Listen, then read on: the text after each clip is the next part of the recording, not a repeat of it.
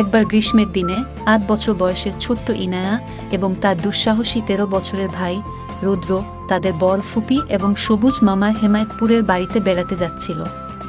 তাদের পিতামাতা ইমরান এবং লিমা, ভাই রুদ্র, সবুজ মামা, বড় ফুপি, ফুপাতো ভাই আবির এবং অপূর্বর সাথে যোগ দিয়েছিল একটি প্রাণবন্ত সময় কাটানোর জন্য।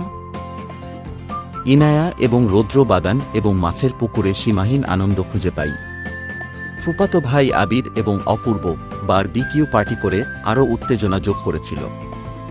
একদিন বিকেলে হঠাৎ বৃষ্টি ঝড় ওদের ঘরের মধ্যে আটকে ফেলে। গল্পকার রাখি ফুপি তাদের আগুনের চারপাশে জড়ো করলেন। তার জাদুকরি এবং সাহসী গল্প শিশুদের কল্পনাকে মুগ্ধ করে।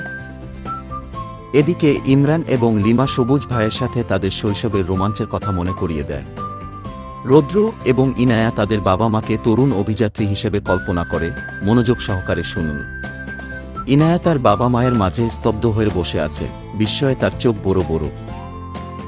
বৃষ্টি কমে যাওয়ার সাথে সাথে তারা সবাই ছাদে চলে গেল। দৌড়ে লাফিয়ে হাসি মুখে একটি রংধনুর নিচে হাসি এবং গল্প ভাগাভাগি করে দিনটি শেষ হয়েছিল।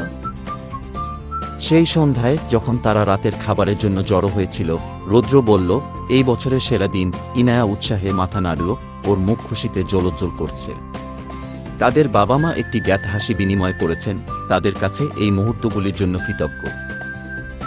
সেই বাড়িতে গল্প এবং হাসির মধ্যে বন্ধনগুলি মজবুত হয়েছিল, স্মৃতি তৈরি হয়েছিল এবং একটি গ্রীষ্মের দিন তাদের পারিবারিক গল্পের একটি লালিত অধ্যায় হয়ে ওঠে। এর বাইরে তারা তাদের সৈয়দ পরিবারের অন্য সদস্যদের অনুভব করছিল যারা যোগ দিতে পারেনি।